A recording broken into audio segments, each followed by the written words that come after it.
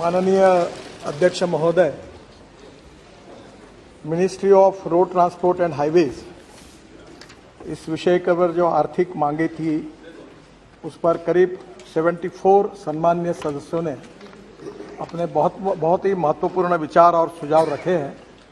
मैं उनका विशेष रूप से आभारी हूं और सदन को ये विश्वास दिलाना चाहता हूं कि काम करते समय आपके अनुभव के आधार पर आपने जो अच्छे सुझाव दिए हैं उसका उपयोग करके, उसको स्वीकार करके उसके ऊपर अमल करने की सरकार पूरी कोशिश करेगी। सम्माननीय अध्यक्ष महोदय, मैं बहुत बार ये कह चुका हूं कि हमारे रोड हमारे प्रॉस्पेरिटी के साथ जुड़े हुए हैं और इसीलिए मैं जब से इस क्षेत्र में काम कर रहा हूं, जॉन केनेडी, इनका एक वाक्य मैं हर समय याद रखता हूं और उन्होंने कहा था कि American roads are not good because America is rich, but America is rich because American roads are good. और मैं इसी बात पर भारत को आत्मनिर्भर भारत बनाने का, सुखी समृद्ध संपन्न शक्तिशाली हिंदुस्तान बनाने का जो संकल्प प्रधानमंत्री मोदी जी ने किया है, उसके आधार पर मैं इस सदन को विश्वास दिलाना चाहता हूं कि 2024 समाप्त होने के पहले हिंदुस्तान का रोड इंफ्रास्ट्रक्चर अमेरिका के बराबर होगा, ये विश्वास मैं दिलाना चाहता हूं। और मुझे पता है कि इसके कारण रोजगार भी निर्माण होगा, इसके कारण ग्रोथ भी होगी, इसके कारण एम्प्लॉयमेंट पोटेंशियल भी बढ़ेगा, इसके कारण एग्रीकल्चर ग्रोथ भी बढ़ेगी और उसके साथ टूरिज्म भी बढ़ेगा। फारूक साहब, मैं आपको अनुरोध करूंगा, केवल जम्मू कश्मीर में हम 60,000 करोड़ के काम कर रहे हैं। अभी जो झोजिला टनल बन रही है, मैं पहली बार मुझे सौभाग्य मिला कि आपका कश्मीर ने जन्नत है, कितना सुंदर है। और कारगिल के नीचे पहाड़ी पर ऊपर बाबा अमरनाथ का वो दिखता था और वहां से मैं टनल का निरीक्षण कर रहा था। और पूरा लद्दाख और लेह से लेकर श्रीनगर आने तक कितनी कठिनाइयां थी। अब वो झेड़मोर भी टनल पूरी हो रही है। जोजिला टनल में इस समय 1000 लोग अंदर जाकर काम कर रहे हैं -8 डिग्री में, और 2026 का काम पूरा होने की डेट थी। मैंने उनको कहा कि 24 के पहले पूरा करो, तो मुझे लगता है कि ये एक ऐतिहासिक काम हो जाएगा। लद्दाख और लेह में आने के पहले अगर हम शिमला से हम लोग अगर मनाली तक जाते हैं तो मनाली में हमारी टनल बनी है, अटल टनल। पहले 3.5 घंटे लगते थे, अब 8 मिनट में जा रहे हैं। और वहां से अटल टनल से निकलने के बाद हिमालय के ऊपर से वही इतना सुंदर है जो तो मैं अपने आंखों में पूरी तरह समा नहीं सका कि पूरे वहां 4 टनल बना रहे हम लद्दाख लेह पर आने के लिए, रोड बना रहे, पूरा काफी बना है। और लद्दाख लेह से डायरेक्ट कारगिल, कारगिल से झेड़मोर और झेड़मोर से श्रीनगर, और श्रीनगर से फिर श्रीनगर से जम्मू के बीच में हम लोग बड़ा हाईवे बना रहे हैं, उसमें 5 टनल बना रही है। काफी कुछ काम पूरा हुआ है। और आज मुझे बताते हुए खुशी हो रही सम्माननीय अध्यक्ष महोदय कि वहीं ये जब टनल हमारी यहां से श्रीनगर से हम जम्मू की तरफ जाएंगे तो उसके बीच में कटरा के पहले हम जो दिल्ली से कटरा, दिल्ली अमृतसर कटरा एक्सप्रेस हाईवे का काम शुरू हो गया है। अब कश्मीर के भी काम अवार्ड हो गए हैं और वहां से लेकर हम कटरा से पूरा श्रीनगर से वापस हम अमृतसर के द्वारा दिल्ली आएंगे और दिल्ली मुंबई को हाईवे को लग जाएंगे। तो मैं आपको ये विश्वास दिलाना चाहता हूं कि लद्दाख और लेह से हम लोग श्रीनगर आने के बाद श्रीनगर से डायरेक्ट वहां से निकलकर हम मुंबई चले जाएंगे। और मैं आपको विश्वास दिलाता हूं कि ये साल समाप्त होने के पहले मेरी कोशिश होगी कि श्रीनगर से आप 20 घंटे के अंदर मुंबई पहुंच जाओगे, ऐसा काम हो। हमारे लिए खुशी की बात है कि दिल्ली से जयपुर 2 घंटे में, दिल्ली से हरिद्वार 2 घंटे में, दिल्ली से देहरादून 2 घंटे में, दिल्ली से जयपुर 2 घंटे में, दिल्ली से अमृतसर 4 घंटे में और दिल्ली से मुंबई 12 घंटे में इसी साल हम दिसंबर के पहले कर सकेंगे। आज हमारे देश में केवल यहां काम हो रहा ऐसा नहीं है। हम लोग चेन्नई से बेंगलोर का रोड बना रहे हैं वो भी 2 घंटे में हो जाएगा। काफ़ी लंबी लिस्ट है, पर मैं सम्मान्य सदस्यों को ये विश्वास दिलाना चाहूँगा कि राष्ट्रीय महामार्ग के ऊपर 2014 में हमारी सरकार आई। मैं निरंजन जी आपको कोई कॉन्ट्राडिक्ट नहीं कर रहा हूँ, केवल वस्तुस्थिति बता रहा हूँ। ये झोजिला टनल थी, ये इसका मंजूरी आपके सरकार ने दी थी। बाद में इसके बाद 4 बार टेंडर हुआ। एक बार टेंडर आया तो एक ही टेंडर आया, रिजेक्ट किया गया। दूसरे बार टेंडर आया तो आईएलएफएस को मिला, वो आईएलएफएस की हालत खराब होगी तो टेंडर टर्मिनेट हो गया। तीसरे बार टेंडर आया, उसमें भी अड़चन आई क्योंकि 12,000 करोड़ कॉस्ट बढ़ गई। फिर कैबिनेट में जाना पड़ा। तो मेरे समझ में नहीं आया कि ये कॉस्ट क्यों बढ़ रही है। और मैं केवल, ये मेरा श्रेय नहीं है, मेरे हमारे अधिकारियों का है। और दिल्ली में एक एसोसिएम करके एक संस्था है जो उद्योग और व्यवसाय में काम करती है, उनको मैंने कहा कि आप इसके ऊपर एक दिन का वर्कशॉप लीजिए। और नॉर्वे से लेकर दुनिया के सब लोगों को बुलाया और टेक्निकल और फाइनेंशियल क्वालिफिकेशन के बारे में, ना मैं चार्टर अकाउंटेंट हूँ ना मैं इंजीनियर हूँ, पर मुझे वर्ली बांद्रा सी लिंक मुंबई में बना, एक्सप्रेस हाईवे बना, थोड़ा अनुभव था। तो मैंने कहा ये टनल की कॉस्ट एग्जैगरेटेड है, इसके टेक्निकल क्वालिफिकेशन बदले। और उसमें इंडियन कॉन्ट्रैक्टर को इनकरेज किया गया।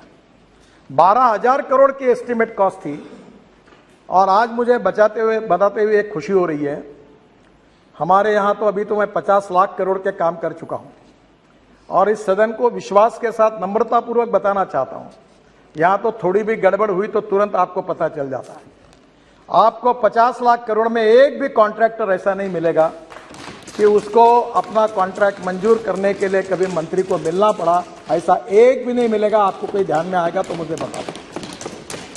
Transparent, time bound, result oriented and corruption free. और आपको मुझे बताते हुए खुशी हो रही है, इस देश के इस टेंडर में जिस कंपनी ने कॉन्ट्रैक्ट जीता, 5 लोगों ने टेंडर भरे, कंपटीशन हुई और हैदराबाद की एक मेधा इंजीनियरिंग करके कंपनी है, उन्होंने काम लिया। और फारूक साहब, इस एक ही काम में हमारी सरकार ने एस्टिमेट कॉस्ट से 5,000 करोड़ रुपए की बचत की और ये करके दिखा 5,000। तो मैं आपको निश्चित रूप से ये बताना चाहूंगा कि आज हमने गंगा पर कितने पुल बना रहे, जितने मांगते उतने बना गए। यानी स्वाधीनता के बाद जब तक हमारी सरकार नहीं आई, उतने ब्रिज गंगा पर थे, उतने हमारे 7 साल में ललन सिंह जी बैठे हैं, जो बोलते हैं वो मंजूर करा के हमने सब मंजूर करके दिए। ब्रह्मपुत्रा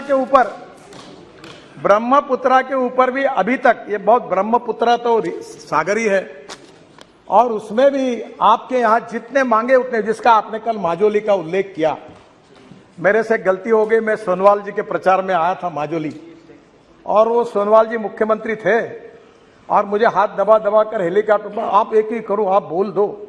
तो मैंने बोला, अरे मुझे कुछ मालूम नहीं, कॉस्ट कितनी है, क्या है, तुम मुझे कर रहे हो जबरदस्ती। बोले आप बोल दो, मैं चुनाव जीतूंगा, नहीं तो मैं हार जाऊंगा। ये लोग नाराज हैं। उसने मुझे इमोशनल, अब ब्लैकमेलिंग शब्द बराबर नहीं है, पर इमोशनल हाथ दबाकर थोड़ा सा ऐसा डरा दिया कि मैं पब्लिक मीटिंग में गया और मैंने कहा कि माजोली का पुल हम बना देंगे। जैसे मैं आया दिल्ली तो मेरे अधिकारी ने बताया कि सर आपको पता है ये ब्रिज कितने कीमत का है? बोला कितना? बोले 6,000 करोड़ का। तो मेरा एकदम डाउन हो गया। मैं बोला 6,000 करोड़ एक ही ब्रिज के लिए कैसे देना? और आपको बता दो अध्यक्ष महाराज, ये कितना अच्छा काम हुआ। हमने एक नई टेक्नोलॉजी लाई। वैसे भी स्टील और सीमेंट का 40% हम कंज्यूम करते हैं और मार्केट में भाव बढ़ाते जा रहे हैं। मेरा तो बात चल जाए तो मैं स्टील और सीमेंट का उपयोग ही खत्म कर दूंगा रोड से, ताकि ये घूमते रहे।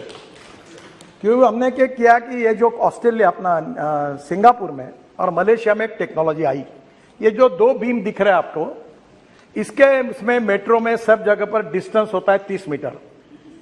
और अभी हमने ये तय किया कि वहां जो टेक्नोलॉजी आई है, ये 2 पियर के बीच का डिस्टेंस 120 मीटर तक हो सकता है, क्योंकि ऊपर का जो बीम डालते हैं उसका कास्टिंग स्टील फाइबर में होता है। और अध्यक्ष महाराज, हमने वो मैंडेटरी किया और टेक्नोलॉजी नहीं लाई। वर्ल्ड की जितनी अच्छी टेक्नोलॉजी वो लाने की कोशिश करे वो हमने स्वीकार की। और फिर ये माजोली आइलैंड का टेंडर निकाला। और आपको बताते मुझे खुशी हो रही है कि 6,000 करोड़ का ब्रिज हमने 680 करोड़ में यूपी ब्रिज कारपोरेशन को दिया, और यूपी ब्रिज कारपोरेशन अभी वहां काम कर रही है, और शायद मैं इस साल में एक आध साल में उसके उद्घाटन के लिए आ जाऊंगा। तो अध्यक्ष महाराज, हमारी कोशिश यही रही कि कॉस्ट ऑफ कंस्ट्रक्शन को कम करना और क्वालिटी ऑफ कंस्ट्रक्शन को इंप्रूव करना। और ये करते समय कभी कभी बहुत लोगों ने चिंता जताई कि एनएचआई का क्या होगा, बहुत कर्जा आया है। मैं आपको बताता हूं, कभी कुछ पूरा सच बताने में मेरी इसलिए अड़चन है कि अगर ये मैं कभी बताऊंगा तो आप उस दिशा से अगर मेरे ऊपर अगर आर्गुमेंट करने लगे तो मैं अड़चन में आ जाऊंगा। ये मेरा सौभाग्य रहा कि देश का पहला बीओटी प्रोजेक्ट, मैं महाराष्ट्र में मंत्री था तो मुझे करने का सौभाग्य मिला, ठाणे भिवंडी बाईपास। तो ठाणे भिवंडी बाईपास बनाया तो उसमें पहला टोल प्रोजेक्ट हुआ। अब ये खुशी से नहीं हुआ अध्यक्ष महाराज, ये मजबूरी है। मजबूरी है कि इतना बड़ा इंफ्रास्ट्रक्चर करने के लिए सरकार के पास पैसे नहीं है, और पैसे नहीं है तो इसके ऊपर दो उपाय कि चुपचाप बैठो, और नहीं तो कुछ दूसरे मार्ग से पैसे लाओ। अब इसमें नुकसान नहीं है। जैसे अभी दिल्ली से मेरठ 4.5 घंटे लगते थे, अब 18 लेन का रोड बनाया अक्षरधाम के सामने, आप लोग रोज उसका अनुभव करते हो। अभी पहले मुझे याद है कभी मैं जाता था उधर से तो ऐसा लगता था कि कभी जाना नहीं चाहिए, पर अध्यक्ष महाराज आज दिल्ली से मेरठ 40 मिनट में आते हैं। और अभी मैं जब मेरठ गया था तो मुझे मेरठ के लोगों ने बताया कि हम 35 मिनट में आधा, तो हम तो गवर्नमेंट गाड़ी में जाते तो 80-90 की स्पीड में होती है। तो उन्होंने मुझे कहा कि अब तो हम लोग कैनॉट प्लेस जाते हैं, आइसक्रीम खाते हैं और वापस आते हैं, यानी इतनी कनेक्टिविटी बढ़िया। आप मुझे बताइए 4.5 घंटे अगर गाड़ी चलेगी तो जितना पेट्रोल डीजल जलेगा वो 40 मिनट में बचत हो जाएगी, वो पैसे में हम टोल लेते हैं। अब ये जो श्रीनगर में दिल्ली से 8 घंटे में आप जाएंगे, अभी आज तो मुझे लगता है कि 8 भी नहीं 30 घंटे में भी जाना मुश्किल है। तो स्वाभाविक रूप से इसका सबसे बड़ा फायदा हुआ कि ये 22 ग्रीन हाईवे जो बना रहे हैं हम लोग, इंडस्ट्रियल कॉरिडोर बना रहे हैं। अध्यक्ष महाराज, देश की सबसे बड़ी समस्या अगर कोई है तो लॉजिस्टिक कॉस्ट है। और अभी हमारे यूक्रेन के रशिया की लड़ाई के कारण फिर क्रूड ऑयल के भाव बढ़ गए, हम अड़चन में आ गए, और इसके कारण लगातार कॉस्ट बढ़ रही है। सब्जी महंगी हो रही है, सब महंगा हो रहा है क्योंकि ट्रांसपोर्ट कॉस्ट बढ़ रही है। और वर्ल्ड में चाइना की लॉजिस्टिक कॉस्ट 8 से 10% है, अमेरिका की लॉजिस्टिक कॉस्ट 12% है, यूरोपियन कंट्रीज की 12% है, और हमारे यहाँ एक ट्रक यहां से निकलता तो मुंबई जाने के लिए 50 घंटे लगते हैं।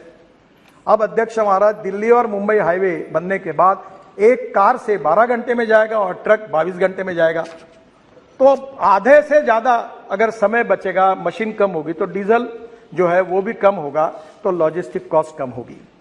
तो हम लोग जो पोर्ट कनेक्टिविटी जो हमने नोट्स निकाले हैं, वो गतिशक्ति में भी 800 नोट्स निकाले हैं। केवल डिस्ट्रिक्ट को 4 लेन से नहीं जोड़ रहे, पोर्ट्स को जोड़ रहे, इंडस्ट्रियल कॉरिडोर, इंडस्ट्रियल क्लस्टर को जोड़ रहे, फिशिंग के लिए जोड़ रहे, एग्रो प्रोसेसिंग इंडस्ट्री को जोड़ रहे। तो स्वाभाविक रूप से मैं विश्वास दिलाता हूं कि प्रधानमंत्री जी का जो आत्मनिर्भर भारत का सपना है वो पूरा करना होगा तो एक्सपोर्ट को बढ़ाना होगा, इंपोर्ट को कम करना होगा। एक्सपोर्ट को बढ़ाना होगा तो इंटरनेशनल मार्केट में हमको वायबल होना पड़ेगा, कॉम्पिटिटिव बनना होगा, और कॉम्पिटिटिव बनना होगा तो उसके लिए हमको लॉजिस्टिक कॉस्ट को कम करना होगा।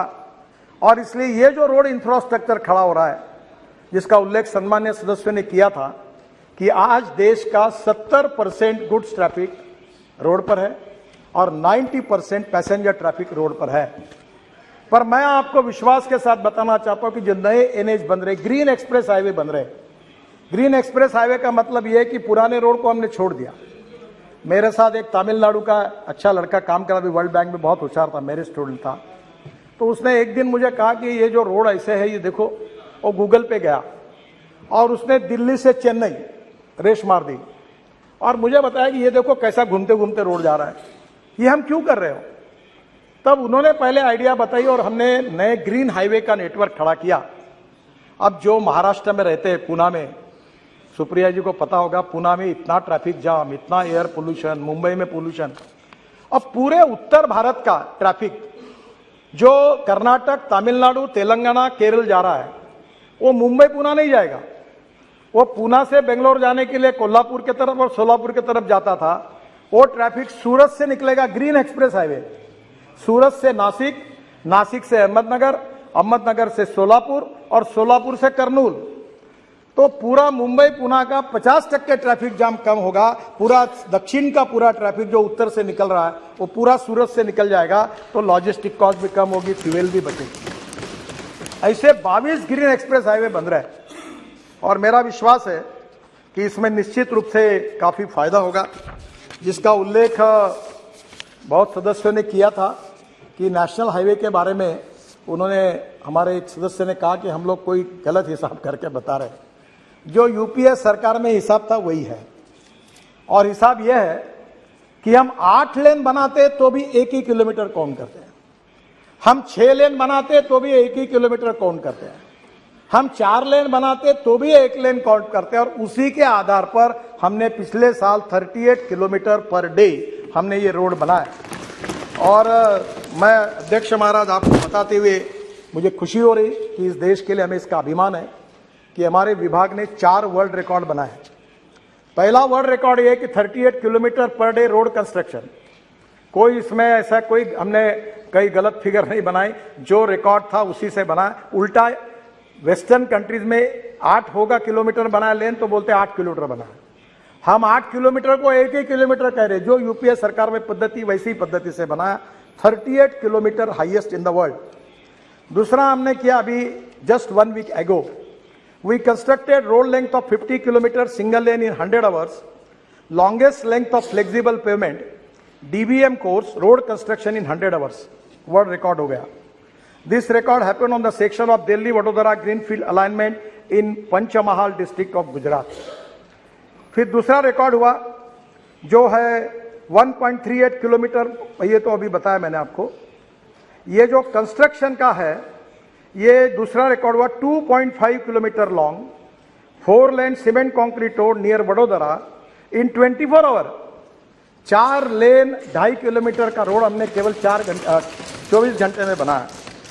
बाद में 26 kilometre single lane between road Solapur Bijapur section NH 52 21 घंटे में बनाया। तो मुझे खुशी है कि हमारे देश में निश्चित रूप से काफी बड़े प्रमाण पर कॉन्ट्रैक्टर की टेक्नोलॉजी में भी सुधार हो रहा है।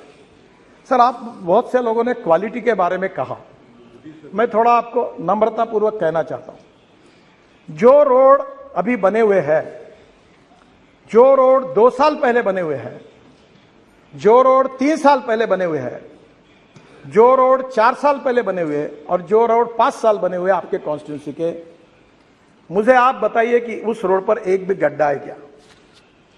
उस रोड पर बताइए।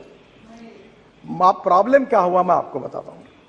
प्रॉब्लम यह हुआ है कि जो रोड हमने अभी तक बनाए नहीं वो रिपेयर करते हैं।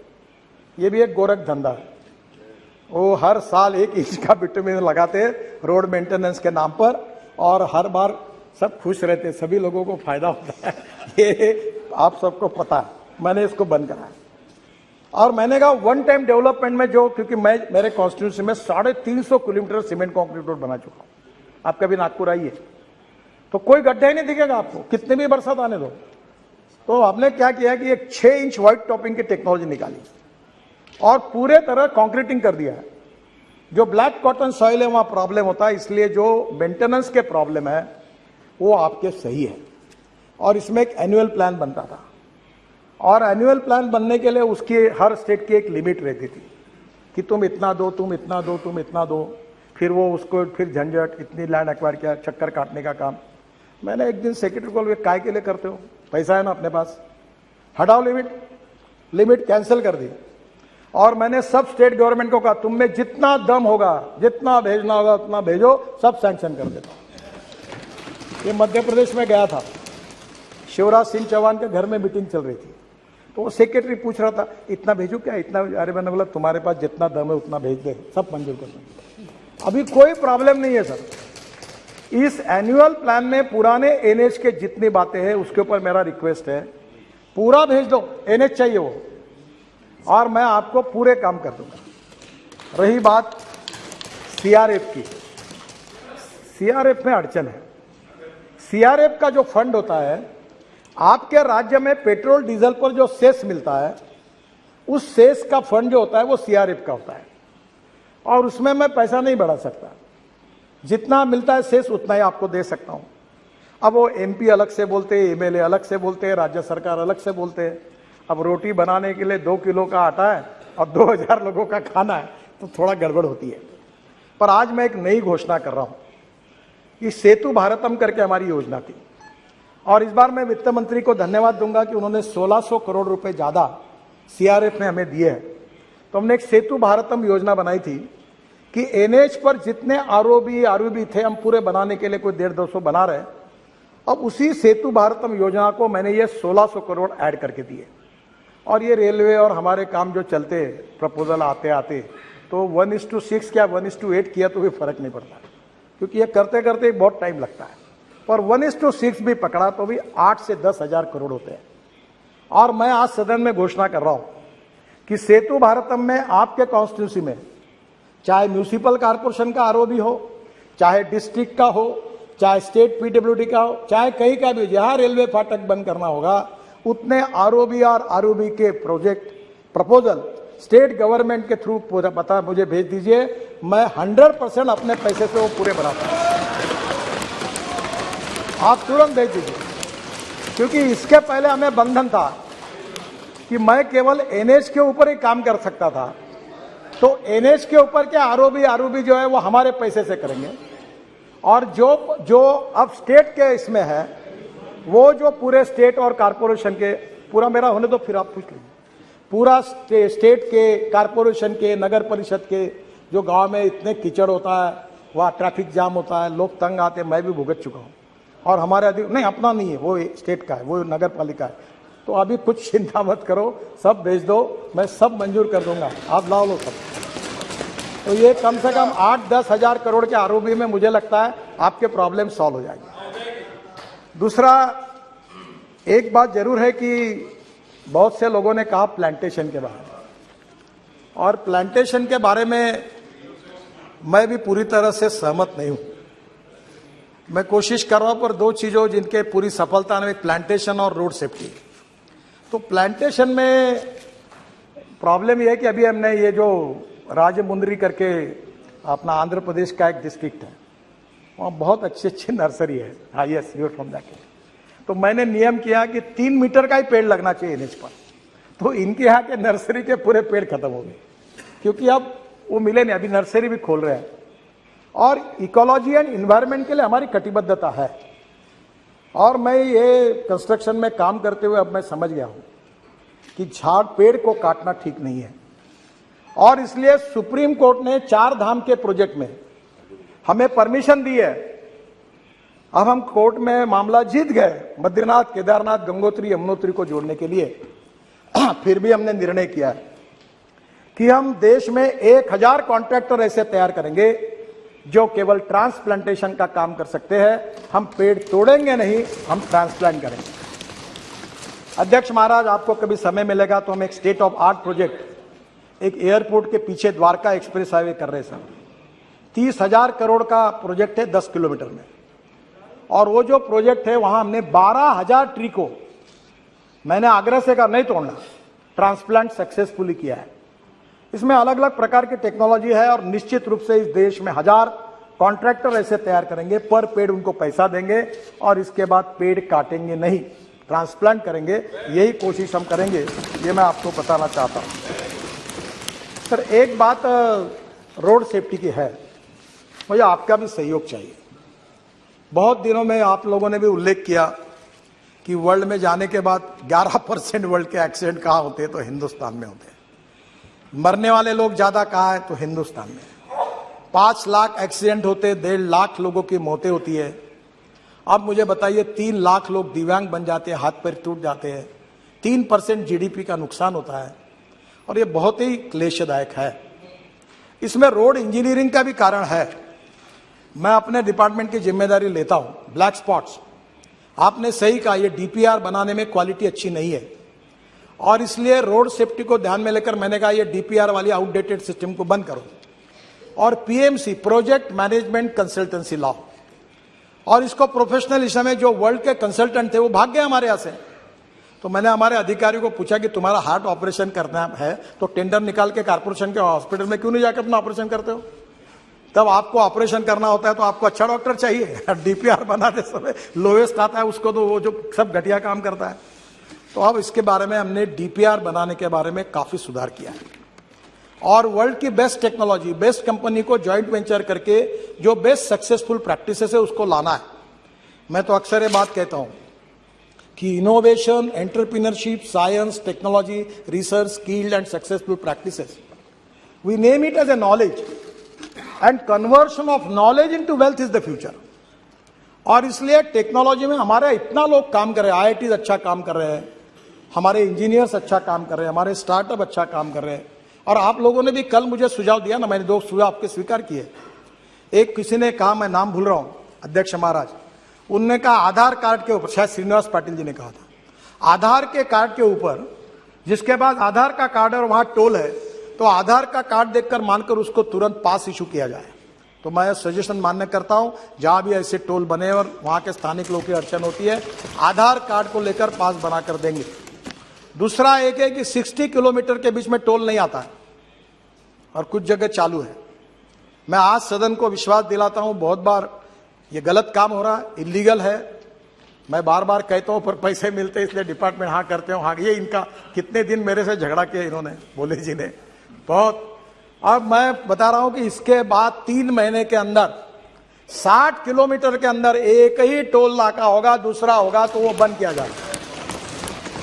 क्योंकि लोगों को जरूर है कि हमें पैसा भी चाहिए, इसका मतलब लोगों को तकलीफ नहीं देनी चाहिए।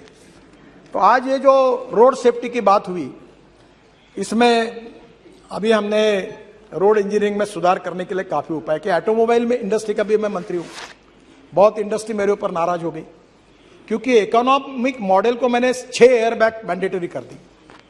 तो उनने कहा कॉस्ट बढ़ेगी, तो मैंने कहा कॉस्ट बढ़ेगी तो बढ़ने दो, गरीब मरता है तो मरने दो और धनवान को बचाओ, ऐसा है क्या? मतलब यहां इसके बाद इस देश में इकोनॉमिक मॉडल, छोटा से छोटा कोई नैनो मॉडल हो, हर गाड़ी में 6 एयरबैग्स लगेगी, ये हमने मैंडेटरी कर दिया ताकि हमारे लोगों की जान न जाए। अध्यक्ष महाराज, अभी तो गाड़ियों में इतना सुधार हो रहा, मैं बाद में बताने वाला हूं उसके बारे में, पर एक बात जरूर है कि रोड इंजीनियरिंग के साथ एजुकेशन की भी बहुत जरूरत है। रूल्स ऑफ द रोड, कानून के प्रति सम्मान भी नहीं और डर भी नहीं। मैं अपने स्टूडेंट लीडर जब था यूनिवर्सिटी का, तो मुझे याद है, मुझे बताते हुए शर्म आ रही है कि मैं स्टूडेंट यूनियन के चेयरमैन का चुनाव लड़ रहा था, तो पैसे नहीं रहते थे, पेट्रोल नहीं, डीजल नहीं, गाड़ी नहीं, तो एक स्कूटर थी, विजय स्कूटर। तो मैं बोलता था 4 दोस्तों को, चौथा जरा ठीक से बैठ, वो टायर पे बैठ और नंबर प्लेट पे हाथ रख, और जो चलाता था तो पुलिस वाला शिट्टी मारता था, नंबर ही नहीं मिलता था, हम चले जाते। और मुझे वो दिन याद हो रहा है कि हम क्या गलती कर रहे थे। अब आज स्थिति ऐसी हो गई है कि आज भी लोग ग्रीन सिग्नल, रेड सिग्नल कोई पालन ही नहीं करते। और मैंने आपके अध्यक्षता में एक कमेटी निकाली है, हर मेंबर ऑफ पार्लियामेंट उसका अध्यक्ष होगा जिले में, कलेक्टर उसका बोर्ड सचिव होगा। और हमारे यहाँ महाराष्ट्र में, मैंने एक बार एक महाराष्ट्र में एक्सीडेंट को मराठी में अपघात कहते हैं, ये जो सुप्रिया जी बैठी है, ये पुणे कोल्हापुर रोड पर एक जयसिंहपुर बाईपास था, मैं मंत्री था, एक जगह पर 150 लोग मरे थे, पर सरकार ने सुधार नहीं किया था। और इसलिए हमने इस प्रकार से, जो आपके जिले में, आपके कॉन्स्टिट्यूंसी में जितने एक्सीडेंट होते हैं, आप चिंता करो, आप विजिट करो, आप कलेक्टर को, एसपी को, कमिश्नर, सब आपके कमेटी में, उनको बुलाओ, कारपोरेशन को, एनएच को, स्टेट फील्ड में नोटिस दो कि यार लोग मरे, अगले बार कोई मरेगा तो आप जिम्मेदार होंगे, इसको सुधारो। और ऐसे कैसे नहीं सुधारते? आरटीओ को बुलाओ। आरटीओ वाले मेरे से बहुत नाराज है क्योंकि मैंने आरटीओ की 18 सेवाएं डिजिटलाइज कर दी, आरटीओ में जाने की जरूरत ही नहीं। पर इस बात में उनको बुलाइए, और आप उस कमेटी के अध्यक्ष हैं, हर महीने में मीटिंग करें। मेरे ये राज्यसभा के सदस्य डॉक्टर महात्मे, पद्मश्री मिली है उनको, वो कैटरैक्ट में उन्होंने रिकॉर्ड ऑपरेशन बहुत अच्छे हैं, मैंने उनको कार्याध्यक्ष बना दिया, मुझे समय नहीं मिलता। आपको बताता हूं, इतनी मीटिंग होती है हर महीने में, और इतने स्पॉट किए, और हर जगह वो कार्रवाई कर रहे हैं। मैं आप सबको हाथ जोड़कर अनुरोध करता हूं, कोई लड़ाई में जितने लोग नहीं मरते हैं, कोई कोविड में जितने लोग नहीं मरते हैं, रोड एक्सीडेंट में 1.5 लाख लोग मर रहे हैं और मरने वाले लोगों में 18 से 45 वयोवर्ष के 65% लोग हैं, यंग लड़के हैं। परसों में हमारा एक्सीडेंट हुआ, मुझे बताते हुए दुख हो रहा है, इनको मालूम होगा। एक गाड़ी में वर्धा के रामदास तड़स यहां बैठे एक मेंबर ऑफ पार्लियामेंट, इनके कॉन्स्टिट्यूंसी में, इनके गांव के ढाबे में गए, वहां खाना खाया और वहां से आते समय 140 किलोमीटर के स्पीड से 7 बच्चे एमबीबीएस पार्ट 1 के होशियार लड़के, पूरी गाड़ी अंदर गई और 7 के 7 मर गए। मैं आपसे अनुरोध करता हूं कि इसके बारे में जनता के सहयोग के बिना, लोगों के सहयोग के बिना और लोक प्रतिनिधियों के सहयोग के बिना यह मामला नहीं निपटा जा सकता। केवल कितना भी फाइन बढ़ाया, नया मोटर व्हीकल एक्ट आप सबके सहयोग से मंजूर हुआ, कार्रवाई कर रहे हैं, पर मेरा आपसे अनुरोध है कि आने वाले समय में एक्सीडेंट को रोकने के लिए आप सबका सहयोग चाहिए। आपके जिले के, आप अभी परसों मैंने जवाब में कहा था कि हमारे यहाँ भी ये ब्यूरोक्रेटिक सिस्टम ऐसी होती है कि वो एक्सीडेंट का ब्लैक स्पॉट है, फिर सेंट्रल ऑफिस को भेजो। मैंने कहा नथिंग डूइंग। जहां 2 बार एक्सीडेंट हुआ ऐसा ब्लैक स्पॉट होगा, हमारा आरओ और चीफ इंजीनियर 50 करोड़ रुपए का काम तुरंत उसको इंप्रूव करने के लिए खर्चा करेगा और तुरंत उसको छोड़ेगा। ऐसा नहीं तो लोग मरते रहे, हम देखते रहे, ऐसा नहीं होना चाहिए। मेरा आपसे अनुरोध है कि ये एक बहुत बड़ा प्रश्न है रोड सेफ्टी का। देखिए क्या बताया, अच्छा बताओ या नहीं बताओ, मुझे संकोच होता है। हाँ तेलंगाना, यस सही है। और आपके कॉन्स्टिट्यूंसी का जो रोड है विजयवाड़ा का, परसों ही मैंने मीटिंग कराई थी, विजयवाड़ा से हैदराबाद, ये रोड में भी यही सब जगह पर ये हो रहा है। आंध्र, तेलंगाना, कर्नाटका, तमिलनाडु केवल एक सरकार है कि जिसने वर्ल्ड बैंक के सहयोग से 50% एक्सीडेंट और 50% डेथ कम किए हैं। और परसों मेरे पास वर्ल्ड बैंक के वाइस प्रेसिडेंट आए थे, इंडिया हमारे आशिया हेड जुएत करके, वो भी आए थे, और मैंने उनको कहा कि इसके लिए आप तमिलनाडु मॉडल को पूरे देश में उसको इंप्लीमेंट करो। और मुझे आज बताते हुए खुशी हो रही है कि हम 14,000 करोड़ रुपए, इसमें से वर्ल्ड बैंक और एडीबी 50% भारत सरकार, ऐसी योजना का शुभारंभ तुरंत करने जा रहे हैं। और जिससे राज्य सरकार में भी, सिटी रोड में भी जहां जहां ऐसे ब्लैक स्पॉट होंगे उसको इंप्रूवमेंट करने के लिए हम पैसा देने वाले हैं, ताकि इससे एक्सीडेंट में लोगों की जो मृत्यु हो रही है उसको कम किया जाए। मैं भी भुगत भोगी हूं, मेरा पैर 4 जगह टूटा है पुलिस प्रोटेक्शन में, और इसलिए मैं आपको फिर से अनुरोध करता हूं, जो सरकार में मंत्री वो पहला काम करे, अपने ड्राइवर का आके जांच ले। कैटरैक्ट निकलता है, मैं महाराष्ट्र में मंत्री था तो अनेक ड्राइवर कैटरैक्ट वाले निकले 40%। एक केंद्र सरकार में एक मंत्री थे, उनका ड्राइवर एक आंखों से अंधा ही था, ऐसी गाड़ी चला रहा था। और एक मुख्यमंत्री थे, उन्होंने मुझे बताया, नाम नहीं बताता आपको, कि मेरा ड्राइवर दोनों आंखों से अंधा था और आवाज पे गाड़ी चला रहा था।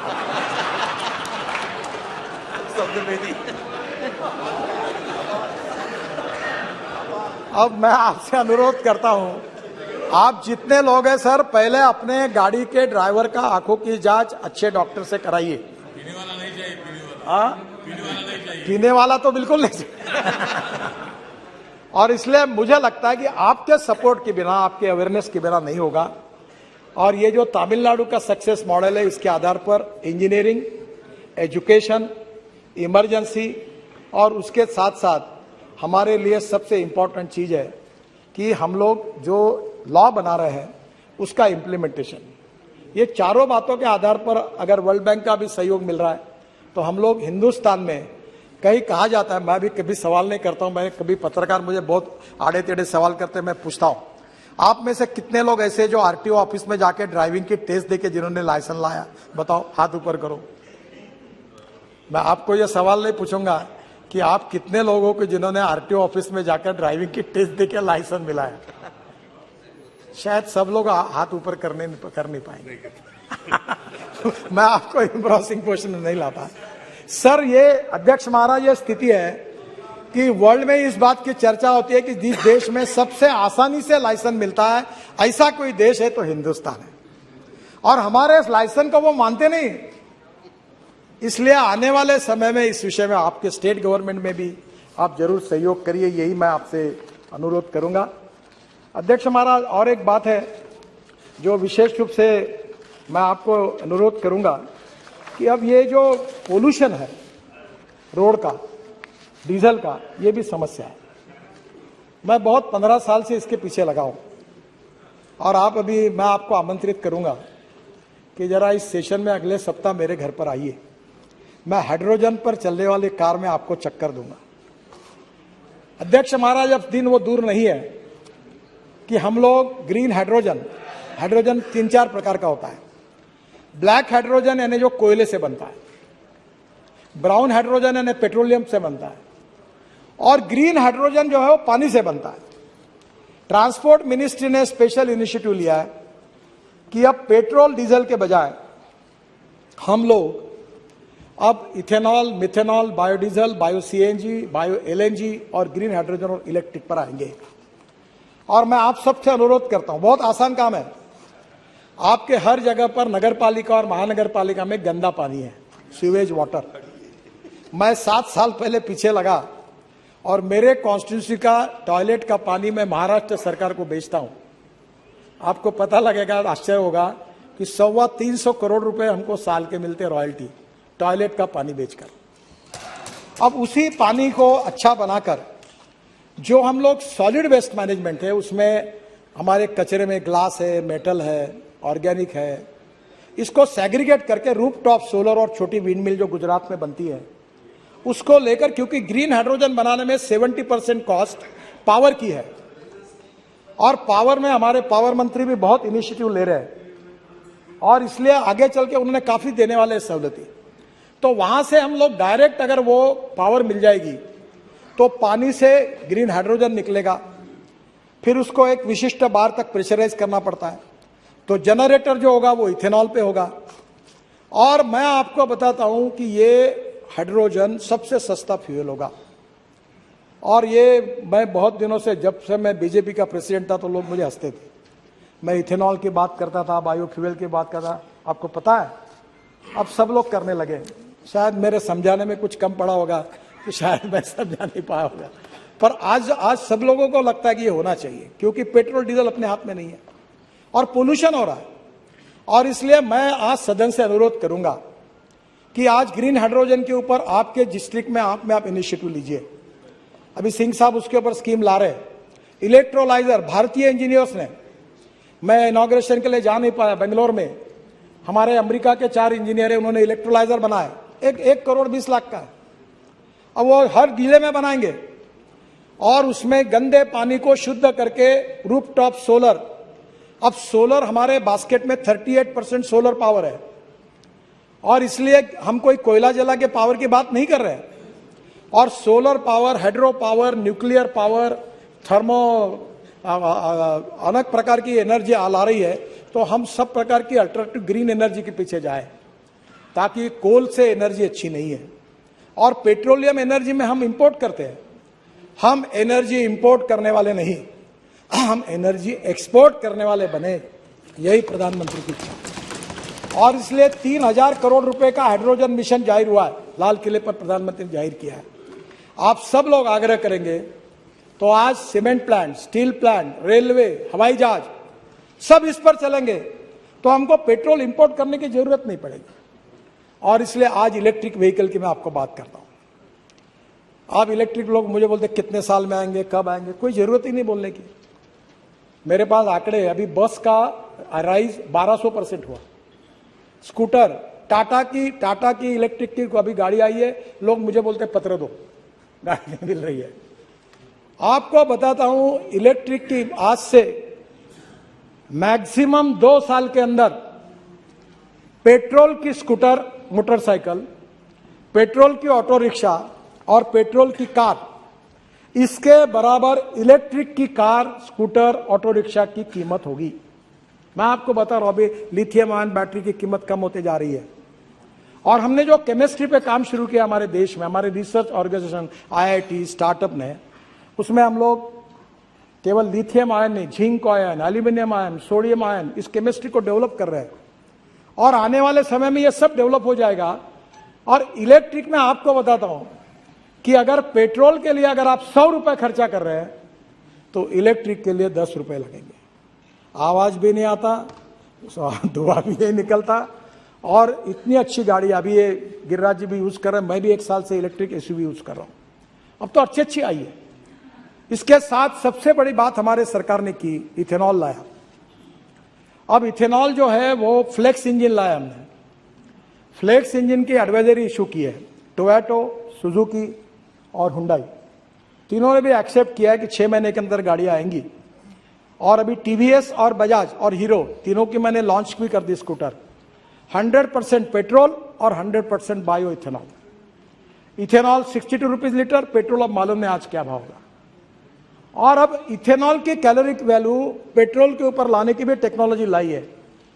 वो आकर मैंने इंडियन ऑयल के चेयरमैन और उनको प्रेजेंटेशन दिया है। तो आने वाले समय में हमारा किसान, गन्ना उत्पादक किसान, sugarcane juice to ethanol, B molasses to ethanol, C molasses to ethanol, corn to ethanol, broken rice to ethanol, biomass to ethanol. हम वेस्टलैंड पर बांबू लगाए, बांबू टू इथेनॉल। आसाम में बांबू से इथेनॉल बनना शुरू हो गया। और इसलिए मैं आपको यह कहना चाहूंगा कि आत्मनिर्भर भारत अगर बनाना है तो 25,000 करोड़ 5 साल के बाद हमारा इंपोर्ट क्रूड ऑयल पेट्रोलियम का होगा। उसको अगर बचाना है तो आज हमको import substitute, cost effective, pollution free और इंडिजीनियस फ्यूल पे जाना होगा। और हमारा प्रयास है कि ये फ्यूल जल्दी आ जाएगी तो निश्चित रूप से आने वाले समय में पोल्यूशन भी कम होगा। जो दिल्ली की आज स्थितियां है वो नहीं रहेगी। और एक महत्वपूर्ण बात मैं बताना चाहता हूं, कल अच्छा सुझाव आया, टूरिज्म को बढ़ाना है तो रोड नेटवर्क बढ़ाना होगा। अभी हम लोग जो नए नए स्कीम बना रहे, राम वन गमन मार्ग 258 किलोमीटर, ये बिहार से जा रहा। आज बिहार का दिवस है, मुझे अभी अश्विनी जी ने बताया। मैं बिहार वासियों को शुभकामनाएं देता हूं और आज कह रहा हूं कि ये जो मार्ग है 258 किलोमीटर 5,000 करोड़ का, ये मैक्सिमम बिहार से जा रहा है। मैं बिहार की जनता को बहुत बहुत बधाई देता हूं। ये 5,000 करोड़ का है, काम शुरू हो गया। राम जानकी मार्ग 436 किलोमीटर 2,000 करोड़, 23 में पूरा होगा। ये भी 23 में पूरा होगा, काम शुरू हो गया। आप देख रहे हैं, आपका प्रॉब्लम मुझे पता है। बाद में 84 कोसी परिक्रमा 235 किलोमीटर 4,000 करोड़, काम शुरू हो गया, 23 में पूरा होगा। Ayodhya ring road 67 kilometre 5,600 crore, दिसंबर 2023 में काम पूरा हो जाएगा। बुद्ध सर्किट, भगवान गौतम बुद्ध का जहाँ जन्म हुआ, जहाँ उनका आखिर एंड हुआ, जहाँ उनको ज्ञान मिला, सब गांवों को जोड़ा। एक केवल गांव छूटा है, निशिकांत दुबे विक्रमशिला की बात कर रहे हैं, वो थोड़ा छूटा है। विक्रमशिला को मैं जरूर इसमें जोड़ूंगा, आप मुझे याद कर दीजिए। और ये बुद्ध सर्किट जो है ये 419 किलोमीटर 20,000 करोड़ पूरा होते हुए आ गया है, थोड़ा बहुत रहा है। 4 धाम प्रोजेक्ट बद्रीनाथ, केदारनाथ, गंगोत्री, यमुनोत्री 827 किलोमीटर, ये 566 किलोमीटर कंप्लीट हो गए। 12,000 करोड़ का सुप्रीम कोर्ट में केस थी, अब क्लियर हो गई है। मैं 2023 दिसंबर तक इसको पूरा करूंगा। एक मेरा सपना था, वो बहुत कठिनाइयां आ रही है कि मानस सरोवर को पिथौरागढ़ से, उत्तराखंड के पिथौरागढ़ से जाना, और वो काम चल रहा है। विशेष फाइटर जेट हेलीकॉप्टर को यूज करके वहां मशीन पहुंचाइए, -5 डिग्री, -3 डिग्री। अब बीआरओ का काम केवल बाकी है। 85% रोड पूरा हुआ है। अब मैं बोल रहा हूं उनको कि जल्दी जाना है, मुझे भी जाना है, क्योंकि मैं नेपाल से और चाइना से नहीं जाना चाहता था। तो मानस सरोवर को मैं आपको वचन देता हूं कि 2023 दिसंबर के बाद हिंदुस्तान के लोग पिथौरागढ़ से मानस सरोवर जा सकेंगे अपने रोड से, और ये रोड बन जाएगा। बाद में महाराष्ट्र में, सुप्रिया जी को पता है, पंढरपुर हमारा बहुत इंपॉर्टेंट है। मेरा क्षेत्र था।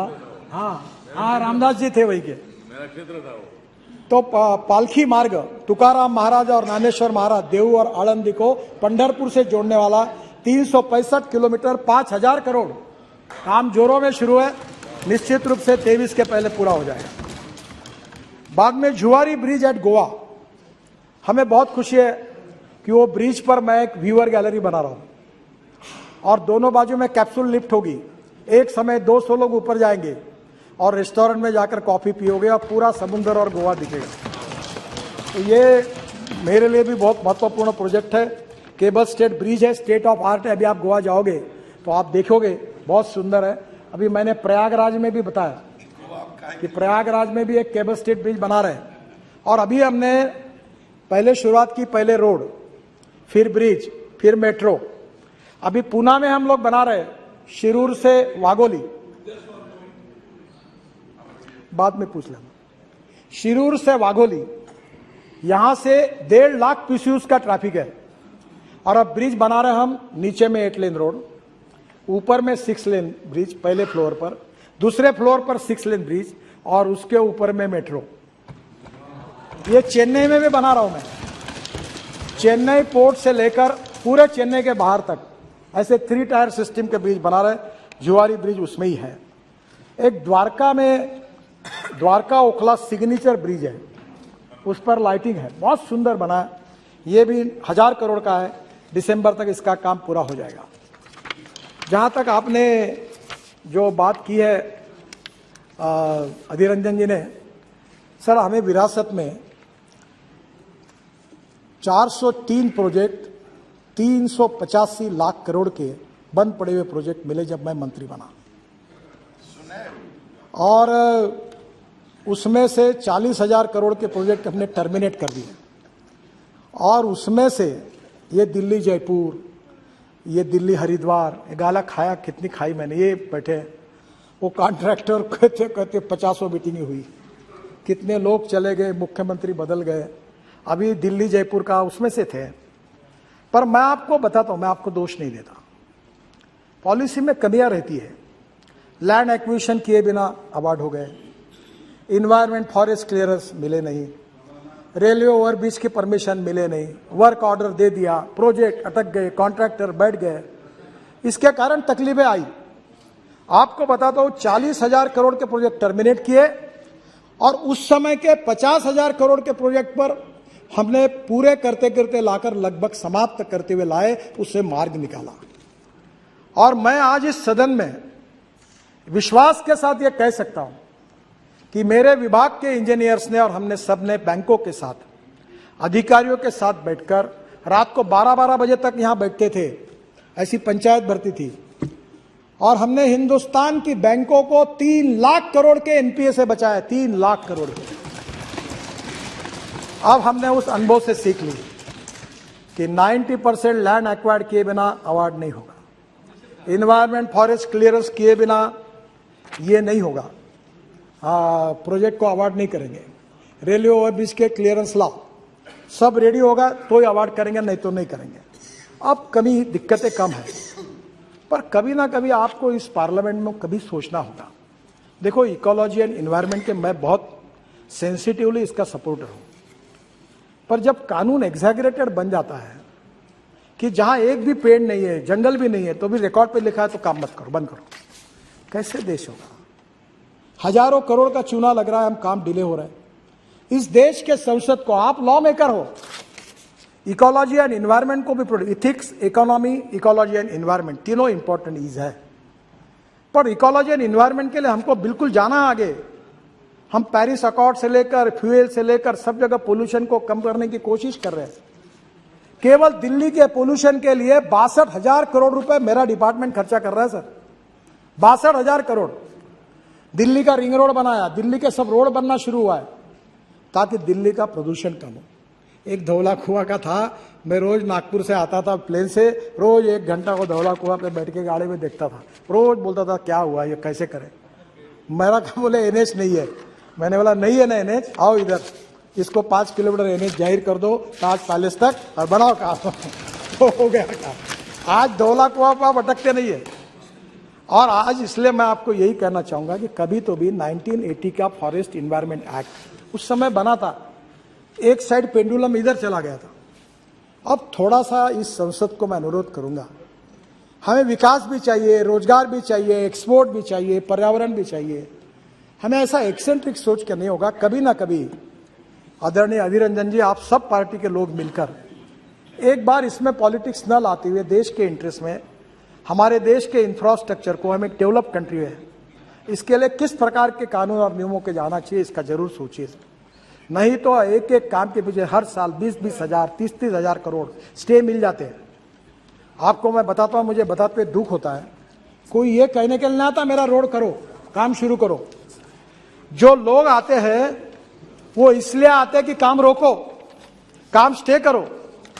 और इसलिए मैं आपसे अनुरोध करूंगा कि इसको और अच्छी तरह के कुछ सुधार किया है, उस परिस्थिति में आगे भी आप लोग जरूर विचार करिए, क्योंकि इस देश का सार्वभौम ये संसद है। आप लॉ मेकर है, लेजिस्लेटिव विंग है, लोकतंत्र जो 4 पैरों पर खड़ा है, वो चाहे जुडिशरी हो, एग्जीक्यूटिव विंग हो, उसके साथ हमारी संसद लेजिस्लेटिव विंग हो और मीडिया हो। तो आप लोगों का अधिकार है, हमारा अधिकार है, देश के हित में पर्यावरण की भी रक्षा करेंगे और देश का विकास करेंगे। ऐसा कोई बात आप जरूर करिए। मैं मेरे अनुभव के साथ कहता हूं, हर साल 20 से 25 हजार करोड़ का चुना केवल डिले के कारण होता है, और आपके समय भी जो प्रोजेक्ट बंद पड़े उसका कारण यही कारण में घूम रहा था। और इसलिए मैं निश्चित रूप से आपको कहूंगा कि इस बात के बारे में विचार करिए। मुझे सम्मान्य सदस्य ने एक बात कही है कि हमने बौद्ध सर्किट बनाया। वैसे हमने दिल्ली अमृतसर कटरा रोड पर, जब हमारे आप लोग आए थे, हमारे सिंधु साहब चेयरमैन थे, वो पंजाब के हैं, मुझे कहा कि अमृतसर के बाहर से रोड जाएगा तो ये जो 4 महत्वपूर्ण गुरुद्वारा अमृतसर के अंदर है वो कैसे होंगे। मैंने बोला अंदर से रोड जाएंगे। हमने खर्चा किया, डबल बनाए, अब चारों को जोड़ दिया। और आपको ताज्जुब होगा कि पाकिस्तान में करतारपुर, जो हमारा सबसे तीर्थ स्थल है जहां इतिहास जुड़ा हुआ है, उसको हमारे लोगों ने 4.5 महीनों में वो तीरथपुर का कॉरिडोर बनाकर पूरा किया। हमारे सब सिख बंधु पाकिस्तान में जा रहे हैं। रिलीजियस टूरिज्म को बढ़ाने की हमने हर समय कोशिश की, एडवेंचर स्पोर्ट्स को, ओली, ये हमारा कारगिल के नीचे हमारा ये झोजिला, सर क्या जगह है। मैं तो अध्यक्ष महाराज आपको कहूंगा कि पार्लियामेंट का एक डेलीगेशन आप जोजिला टनल देखने के लिए आप आइए, मैं व्यवस्था करता हूं और आप जरूर देखने के लिए आइए। ये देश का, फारूक साहब तो जानते हैं वही के हैं, अध्यक्ष हमारा स्विट्जरलैंड से कई गुना अच्छा हमारा कश्मीर है। और वहां अगर टूरिज्म बढ़ेगा तो कश्मीर में कोई गरीबी नहीं रहेगी, कोई भूखमरी नहीं रहेगी, सब रोजगार मिल जाएगा। और आज वहां हम एडवेंचर स्पोर्ट, हमारे आइस के ऊपर के स्पोर्ट, मैंने गवर्नर से बात की है और इसीलिए हमने उसको विकसित किया है टूरिज्म को। एक बात रही है जो हमारे यहाँ विशेष रूप से जैन सर्किट की भी बात निशिकांत जी ने रखी। मैंने आज बैठकर बहुत काम किया है, पर अभी भी मुझे लगता है कि जैन समाज और आप सब लोगों के सुझाव लेकर मैं इस सदन को आश्वस्त करता हूं कि जैन सर्किट, इसको भी हम बनाकर उसको भी जोड़ने का काम करेंगे, ये विश्वास यहाँ देता हूं। एक और अच्छी बात हुई है जिसका आप लोग फायदा लीजिए। अभी प्रधानमंत्री जी ने मेरे विभाग के पास ropeway, cable car, funicular railway दिए हैं। अभी ये जो रोड ट्रेन है ना, रोड ट्रेन है, 2 बसेस इलेक्ट्रिक केबल पे चलती है, तो उसमें एकदम टिकट सस्ता हो जाएगा। ये ट्राम जो थी आपकी कलकत्ता की, वैसी वो टायर पर चलने वाली बस है। रोपवे, केबल कार, कल मेरे यहाँ प्रेजेंटेशन है डॉफलवेयर कंपनी का, हवा में उड़ने वाली, हवा में चलने वाली 250 लोग बैठकर उड़ने वाली बस तैयार की उन्होंने। ये देश, दुनिया बदल रही है। अब रोप के में देखो, मेरे 47 प्रोजेक्ट मंजूर किए हैं 20,000 करोड़ के, जिसमें Kedarnath, Hemkund Sahib gurdwara, Neelkanth Mahadev temple Rishikesh, Hanumangarhi temple Nainital, Trimbakeshwar temple Harihar fort Nashik. बाद में 18 रोपवे है जो हिमाचल प्रदेश में, उत्तराखंड में है, जो 6,000 करोड़ के 11 प्रोजेक्ट्स है। जम्मू एंड कश्मीर, उत्तराखंड, हिमाचल प्रदेश, मणिपुर, सिक्किम, सब जगह में बना रहे। मैं आपसे अनुरोध करता हूं कि आपके शहर में भी अब पहले मेट्रो बनाते, मेट्रो की सब आग्रह करते। मेट्रो की कॉस्ट पर किलोमीटर 350 करोड़ है और मैं आपको 2 करोड़ पर किलोमीटर के मेट्रो बनाने का मार्ग बताऊंगा। ये हो सकता है और इसलिए ब्रॉड गेज पर हमने मेट्रो बनाई अभी नागपुर में, मेरे कॉन्स्टिट्यूशन में, और रेलवे मंत्री जी ने उसको बहुत समर्थन दिया है। और अब light rail transport, ropeway, cable car, funicular railway, अब पब्लिक ट्रांसपोर्ट ऑन इलेक्ट्रिसिटी हमारी जरूरत है। ये पेट्रोल डीजल की बसेस बंद करिए। मैं कश्मीर आया था, मैंने एलजी साहब को कहा कि तुम्हारी बसेस देख रहा था, हॉर्न छोड़कर सब बजता है, बिहार में ऐसी बसेस है, हॉर्न बजाने की जरूरत ही नहीं। उत्तर प्रदेश, बिहार में ऐसी, योगी जी परसों मुझे मिलने के लिए आए, मैंने कहा इलेक्ट्रिक बसेस लो। अब मुंबई में 900 इलेक्ट्रिक बस आ रही, पूना में 500 बसेस आ रही, नागपुर में 200 बसेस आ रही, इलेक्ट्रिक बस है। आपको मैं बताता हूं, अब जमाना बदल गया और इसलिए आने वाले समय में रोप वे, केबल कार, इसके लिए आप लोग प्रपोजल लेके आइए। मैं 100% भारत सरकार के पैसे से आपको ये सब बनाने के लिए मदद करूंगा, ये विश्वास देना चाहता हूं। सर, हम लोग लॉजिस्टिक पार्क बना रहे हैं। लॉजिस्टिक पार्क में करीब 35 मल्टी मॉडल लॉजिस्टिक पार्क है और मुझे लगता है अध्यक्ष महाराज, मुझे 5-1 मिनट में खत्म, बहुत सी बातें पर मैं संक्षिप्त में खत्म कर दूंगा। तो मैं आपको ये कहूंगा कि हम लोग करीब 35 मल्टी मॉडल लॉजिस्टिक पार्क बना रहे हैं। ये जोगी, कौन सा जोगी गोफा, आसाम का, काफ़ी काम हो गया है। इसके साथ हम चेन्नई में बना रहे हैं, वर्धा में बना रहे हैं, पूना में बना रहे हैं। हमारा मॉडल बहुत सिंपल है, लैंड राज्य सरकार दे, बाकी खर्चा हम करेंगे और रोड के बाजू में लॉजिस्टिक पार्क बना देंगे, pre cooling plant, cold storage सब बना के देंगे। मैं निश्चित रूप से आपको इस बात का अनुरोध करूंगा। अब रोड के बाजू में, मैं रोड बनाने के पहले जमीन का रेट होता है 25 लाख। आजकल मुझे बहुत लोग मिलने के लिए आते हैं, बोलते हैं आप मेरे मित्रों एक काम करो। मैंने बोला क्या? बोले रोड की अलाइनमेंट बताओ कहाँ से जा रही। मैंने बोला तुमको क्या करना है? बोले तुमने अलाइनमेंट बताने के बाद मैं जमीन खरीद लूंगा। तो मैंने मैं तुमको क्यों बताऊंगा? अब मैं आपको कह रहा हूं कि राज्य सरकार को कहो। मैंने अभी हरियाणा के सरकार को कहा कि गुड़गांव, नोएडा, अब ये सब पैक हो गए। मैंने बोला एक्सप्रेस हाईवे के बाजू में नया गुड़गांव बनाओ, नया नोएडा बनाओ, बिहार में, पटना में, इधर हम नए industrial clusters, food park, resident नए बना सकते हैं। नई मुंबई पैक हो गई, पूरी खत्म हो गई। और इसलिए आने वाले समय में रोड नेटवर्क जो ग्रीन हाईवे बना रहे हैं, उसके बाजू में logistic park, smart city, smart villages बन सकते हैं। और इसके लिए भी मैं सदन को अनुरोध करूंगा कि इसमें आइए। इसमें warehousing and storage, container yard, cold storage, packaging, custom clearance, direct connectivity to the ports, ये सब होगा और मुझे लगता है कि इसमें बहुत अच्छा फायदा होगा।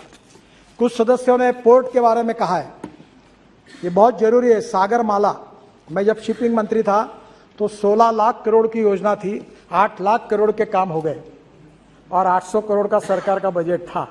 आप बोलोगे कैसा काम हुआ? तो पैसे की कोई कमी नहीं। मैं अक्सर एक बात कहता हूं, if there is a will there is a way, if there is no will there is only survey, discussion, seminar, committee, subcommittee and research group. The strong political will of our government and Prime Minister Narendra Modi ji, we are very much committed for the progress and development of this country. At any cost, we need to work hard to make Indian economy up to the world economy standard, to make India as a super economy, number 1 economy of the world. That is the dream in our mind.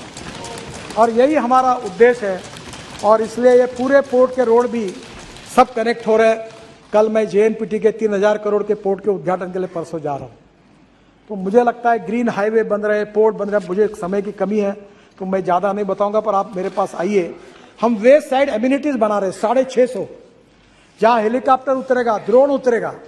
और महिला सदस्यों के लिए मैं सबसे अच्छी बात कहूंगा कि पूरे वर्ल्ड में हाईवे पर जाओ, महिलाओं को टॉयलेट है, महिलाओं के लिए वॉशरूम्स है। अगर छोटा बच्चा है तो उसको दूध पिलाने के लिए स्पेशल रूम है। हिंदुस्तान में एक भी जगह नहीं है। हमने ये मैंडेटरी किया है और आज मुझे बताते खुशी हो रही है कि हर 40 किलोमीटर पर ट्रॉमा सेंटर बनाएंगे। कुछ बता रहा वो भी आवश्यक है। हम 650 रोड साइड एमिनिटीज बना रहे हैं और हर जगह पर महिलाओं के लिए स्पेशल टॉयलेट होंगे। और जो महिला अपने बच्चों को दूध पिलाना चाहती होगी वो रूम में अंदर जाकर AC में बैठकर वहां दूध पिला सकेगी। इसकी अरेंजमेंट भी की है और 1 साल में अंदर ये पूरे होंगे। इसमें फ्यूएल स्टेशन होगा, EV चार्जिंग स्टेशन होगा, रेस्ट रूम होंगे, बेबी केयर सेंटर्स होंगे, डॉर्मेट्री, ट्रक ड्राइवर्स होंगे, कन्वेंशन सेंटर, ट्रॉमा सेंटर भी होंगे। और इतना ही नहीं, तो ऑर्गन डोनेशन के लिए हेलीकॉप्टर एम्बुलेंस आएगी, एक्सीडेंट में जो जख्मी हुए उनको लेके जाएगी और 6 घंटे के अंदर उनका अगर वो बेचारे अगर जिंदा नहीं रह सके तो उनकी आंखें, उनका हार्ट, उनका लीवर सब ऐसे लोगों को दिए जाएंगे, उनको नया जीवन मिलेगा। इसकी भी व्यवस्था की है, ये भी करेंगे। ऑलरेडी कुछ जगह चालू भी हुआ है। ड्रोन भी आएंगे आने वाले समय में। दिल्ली से आपका सामान ड्रोन में आएगा और उड़ते उड़ते जाएगा और आपके पास पहुंच जाएगा। हाँ, बहुत सपना दिखा रहे हैं, देख भी रहे हैं।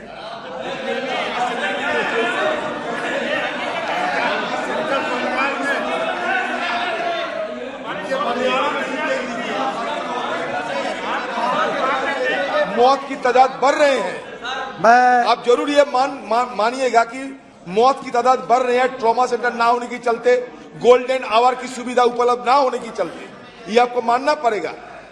ये पहली बात तो ऐसी है कि आज सुविधाएं नहीं है।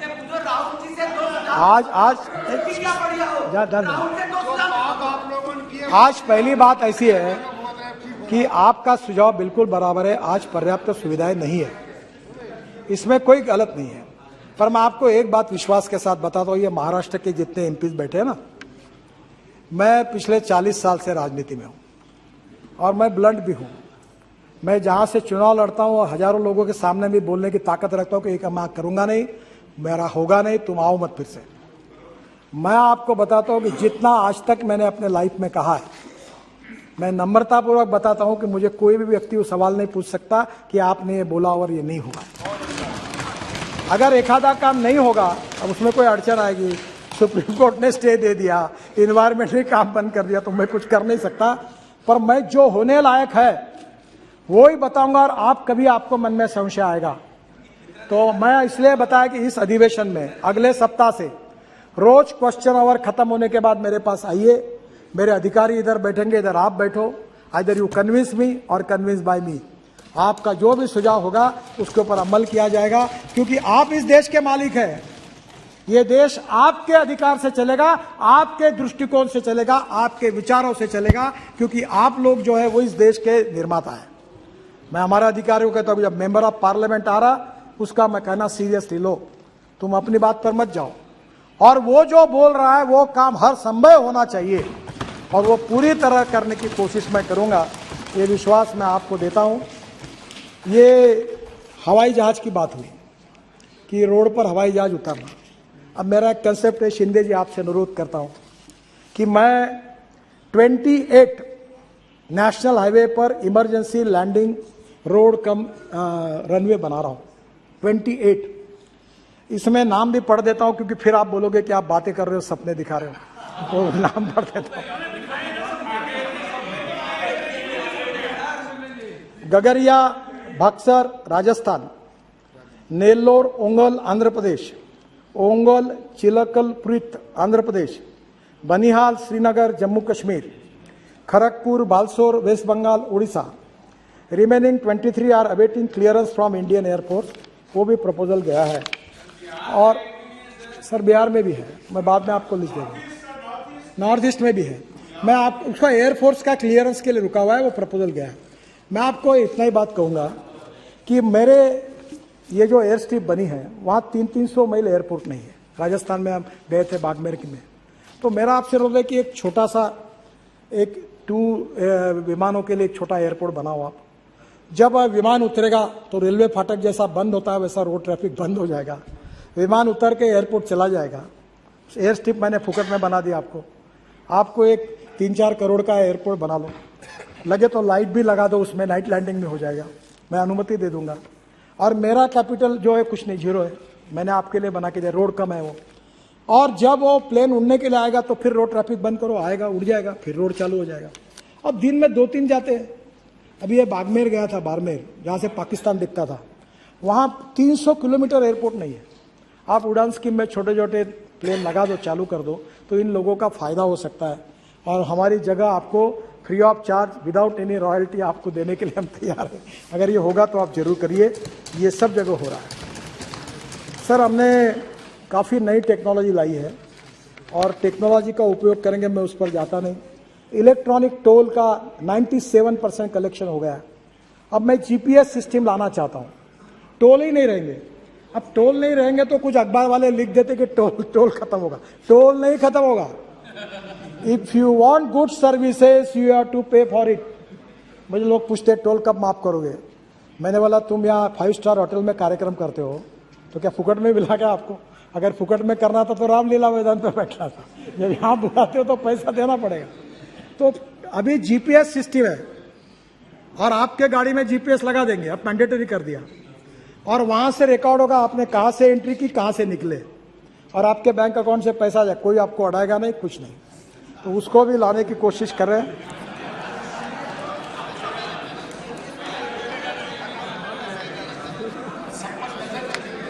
सर ये डिजिटल हाईवे हम बना रहे हैं, ट्रैफिक कंजेशन के लिए काम कर रहे हैं। अभी टीओटी है, टीओटी के बाद टोल ऑपरेट ट्रांसफर, फिर हम लोग इनविट कर रहे हैं। अब इनविट में मुझे आपका सहयोग चाहिए। मैं अब इस देश के गरीब लोगों के पैसे से हाईवे बनाना चाहता हूं। हमारे पास पैसे की कोई कमी नहीं है। आप में जितना दम होगा उतने रास्ते मांगो, मैं सब कर दूंगा। मार्केट से खड़ा होता पैसा। अभी बैंक के चेयरमैन मेरे पास झगड़ा करते, बोलता मेरा पैसा लो, बोलता मेरा पैसा लो। कोई पैसे की कमी नहीं। पर अब मुझे रोड बनाना है तो मुझे एक दिन सपने में ऐसा लगा कि सब अमेरिकन पेंशन फंड, यूके, सब बाहर के लोग रोड में इन्वेस्ट कर देंगे तो हिंदुस्तान के इतिहास में मेरा नाम लिखा जाएगा कि हिंदुस्तान के रोड एसेट सब मालक फॉरेनर बने। मैं बोला ये नहीं करना। और इसलिए आज जो मॉडल है इनविट, इसमें प्रोजेक्ट होगा 1000 करोड़ का। तो हम लोग जाएंगे जैसे स्टॉक एक्सचेंज में, और यहाँ के चपरासी, कांस्टेबल, कर्मचारी, सरकारी अधिकारी, गरीब लोग, किसान, मैं उनको कहूंगा एनएचआई के बॉन्ड में पैसे डालो, मिनिमम 7% रिटर्न मैं आपको दूंगा, 7%। अब बैंक में आपको कहाँ मिलता है फिक्स डिपॉजिट पे ब्याज? हर महीने में आपके अकाउंट में मिल जाएगा। AAA रेटिंग है, वर्ल्ड का है। और इसलिए अब इस देश के गरीब लोगों का पैसा रोड में लेना चाहिए, ये हमारा प्रयास है। सेबी का अप्रूवल नहीं मिला है। अगर सेबी अप्रूवल दे देगी तो हिंदुस्तान के गरीब लोगों के पैसे से रोड बनेंगे और 7% रिटर्न उनको मिलेगा, ताकि वो भी पेंशनर्स, सीनियर सिटीजन, आप भी जब यहाँ से रिटायर्ड हो जाएंगे तो सभी एमपी नहीं बनते। साक्षी महाराज, अब आपका डिपॉजिट रख देना एनएचआई में, 7% इंटरेस्ट में आपको पैसा मिलेगा। सर ये मैं आपको एक ही बात कहना चाहूँगा कि काफ़ी अच्छे सुझाव सम्मान्य सदस्य ने दिए हैं। सबके सुझाव के जवाब भी लेकर मैं आया हूँ, पर समय की कमी है और आपने दिया हुआ समय अब मेरा समाप्त हुआ है। मैं इतना ही अनुरोध करूँगा कि इसके बाद में भी आपके सुझाव जो भी देश के हित में है, सेक्टर के हित में है, आप कोई भी पार्टी के हो, हमारे प्रधानमंत्री जी ने कहा है कि सबका साथ, सबका विकास और सबका विश्वास, हम इसका अनुकरण करते। कभी हमने पॉलिटिकल पार्टी के डिस्क्रिप्शन के आधार पर कोई काम मंजूर किया या नामंजूर किया, ऐसा कभी नहीं किया। जो भी आते होने वाला काम है सबका करते हैं, और आपका विश्वास और प्रेम यही हमारी ताकत है। मुझे बहुत खुशी हुई, मैं अभी अधिकारियों को बता रहा था कि 75 लोग बोले, और ये किसके नसीब में है अध्यक्ष महाराज? आज एक पार्टी वाला, पार्टी के अंदर ही तो एक दूसरे को पसंद नहीं करते लोग। यहाँ कोई कम्युनिस्ट पार्टी का है, कोई कांग्रेस पार्टी का है, कोई एमआईएम का है, वो बेचारा आकर कहता है कि नहीं, खुश होता है। तो मैंने कहा ये सब आपके बदौलत हुआ है। ये हमारे अधिकारियों ने, मैंने उनको कहा कि देखो ये श्रेय मेरा नहीं है। मैं अक्सर मैथमेटिक्स का एक इक्वेशन लोगों को बताता हूँ। मैं मैनेजमेंट का विद्यार्थी हूँ। ए नाम के व्यक्ति ने ए स्क्वायर काम किया और बी नाम के व्यक्ति ने बी स्क्वायर काम किया, तो total work is a square plus b square. पर अध्यक्ष महाराज, इसमें सबसे बड़ी खूबी है, क्योंकि मैं पॉलिटिकल पार्टी का कार्यकर्ता भी हूं और पोस्टर चिपकाते हुए पार्टी का अध्यक्ष बना हूं, तो ग्रास रूट से आया हूं। तो मैंने एक बात सीखी है कि ए प्लस बी ब्रैकेट में स्क्वायर, यानी come together, think together and work together, और human relationship is the biggest strength of politics and social work and business. तो मैंने हमारे अधिकारियों को कहा कि आप काम करो, और हमारी टीम काम कर रही है, आप सब काम कर रहे हैं, इसके कारण हमको श्रेय मिला है। आपकी अच्छी बातें जो है वो मेरा अकेले का श्रेय नहीं है। That credit goes two thousands of engineers and officers, day and night उन्होंने काम किया, उनको ही उतना ही श्रेय है। और इसलिए ये जो टीम वर्क है उसके लिए ये हमको सफलता मिली है। प्रधानमंत्री जी का यशस्वी मार्गदर्शन है। वित्त मंत्री जी ने हमको बहुत बजट बढ़ा कर दिया है और हमको बढ़ाने का हमें पैसे की कोई अड़चन भी नहीं है। तो स्वाभाविक रूप से हम इस देश को, जैसे मैंने पहले कहा था कि 24 दिसंबर के पहले हिंदुस्तान का रोड इंफ्रास्ट्रक्चर अमेरिका के बराबर होगा, यही हमारा प्रयास होगा। और ये करते समय आपके जो भी सुझाव होंगे, आपकी कहीं अगर टीका भी होगी, क्रिटिसिज्म भी होगा, तो भी उसका स्वागत करते हुए, उससे सीखते हुए हम आगे जाएंगे। मैं आप सबको बहुत बहुत धन्यवाद देता हूं और नम्रतापूर्वक अनुरोध करता हूं कि मेरे डिपार्टमेंट की ये जो मांगे हैं उसको आप पूरी तरह सपोर्ट करिए और उसका समर्थन करिए। और फिर भी कोई बात होगी तो मेरे चेंबर में आपका दरवाजा ओपन है, आप कभी भी आइए। आपका काम करने का हर समय हम प्रयास करेंगे। इसी विश्वास के साथ आपको बहुत बहुत धन्यवाद देते हुए मैं अपनी बात को समाप्त करता हूं। नमस्कार। N.K. Premchandran. Thank you very much, Speaker, sir. Sir, it is a wonderful performance by the Honorable Minister Sri Nitin Gadkari ji. We all extend our appreciation and congratulations to you for having the wonderful performance of the Ministry of Road Transport and Highways. Sir, but one suggestion I would like to present before you for and on behalf of the members of Parliament regarding the Central Road Fund. Sir, it is one of the privileges which is available to the members of Parliament so as to select the roads in the particular constituencies. It was the precedent. But unfortunately, nowadays it is not being followed as which was in the previous years. So our humble suggestion is high priority be given to the members of Parliament for selecting the roads under CRF. This is one of the sir, this is one of the rarest of the rare privileges available to the members of Parliament on CRF. Central Road Fund, I am talking on the Central Road Fund. So kindly give due preference and priority should be given to the members of Parliament in the selection of the roads. This is the humble suggestion which I would like to make. Sir, Speaker, sir, I have given notices. I have already moved cut motions numbers 13 to 22. Sir, it is not proper on my part to move cut motions when a minister is performing in such a way. So I seek the leave of the House to withdraw all the cut motions in my name. Thank you very much, sir. Hanuman Beniwal ji, cut motion पे कटौती प्रस्ताव दिया आपने। हाँ, और आधा minute धन्यवाद भी दे दूं। आपने क्या दिया ये भी पता है ना आपको? अध्यक्ष महोदय, मंत्री जी ने जवाब दिया। वास्तव में सबकी बात भी रखी और जो CRIF की हम CRIF ही कह रहा हूँ यार, CRIF एक मिनट, अरे नहीं है CRF, ऐसे कैसे IF है। पहले आप दुरुस्त हो जाओ एक बार, CRIF ही है। आपको जानकारी नहीं, खड़े हो रहे हो ना पीछे से, ऐसे खड़े मत हुआ करो बिना उसके, यूं उछल रहे हो बिना बात। पढ़ के आते हैं भैया पूरी तैयारी के साथ, ठीक है ना। मंत्री जी को मैं धन्यवाद दूंगा और इस बात का भी धन्यवाद कि आपने हमारे कहने से घोषणाएं भी करी। मंत्री जी, एक तो आपको याद दिलाना चाहूंगा कि आपने कोरोना काल के अंदर जब VC के माध्यम से लोकार्पण किए थे तो वो 2 साल से अभी भी अटकी हुई है। कहाँ अटकी हुई वो आप जानो। आप कहते हो मेरा एक काम भी बाकी हो, तो 2 तो मैं गिना दूं मेरे नागौर के जो बाकी थे। दूसरा हमारा निवेदन ये था कि राजस्थान में भी नेशनल हाईवे पर निर्माण से ज्यादा लागत टोल के माध्यम से वसूली जा चुकी है, तो ऐसे मामले में तो फिर टोल खत्म होना चाहिए ना वहां पे। और मैं तो एक मांग ये भी करूंगा अध्यक्ष महोदय, क्योंकि मेरी पार्टी का एजेंडा है स्टेट के अंदर टोल मुक्त राजस्थान, टोल मुक्त भारत की बात हमने करी थी, उसमें भी आपको धन्यवाद और सांसदों का विशेष रूप से ध्यान रखें मंत्री जी। और मैंने जो कटौती प्रस्ताव दिए थे वो मैं वापस लेना चाहता हूं अध्यक्ष महोदय। कोमंती रेड्डी जी।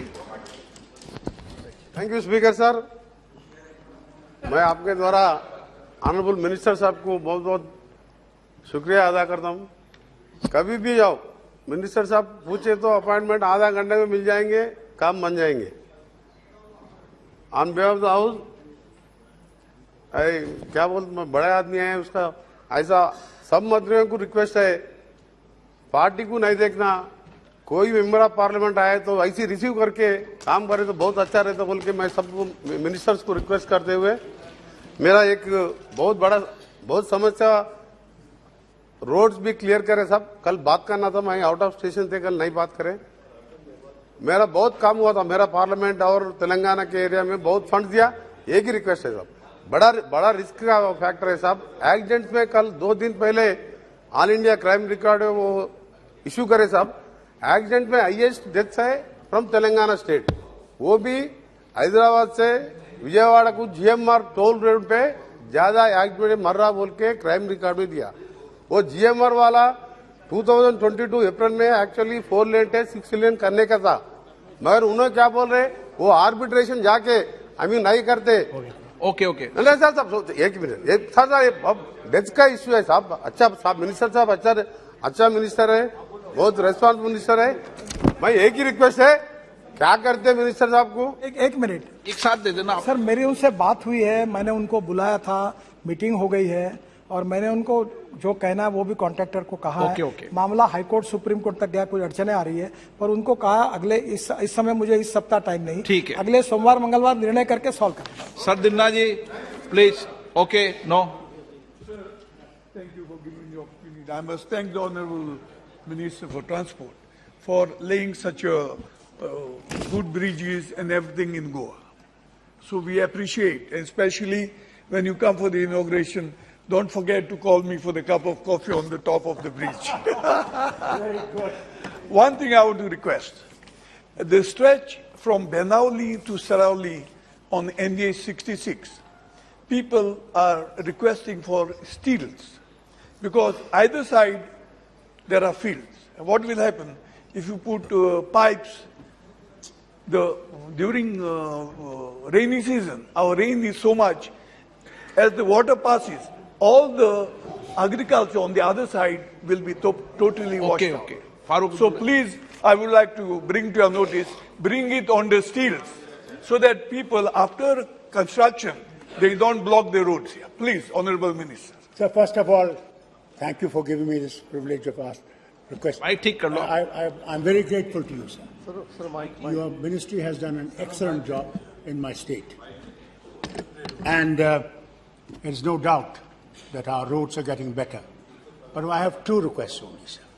One is, which I have already made to you, that the tunnel you are making to connect the Dujila tunnel, kindly have 2, tubes.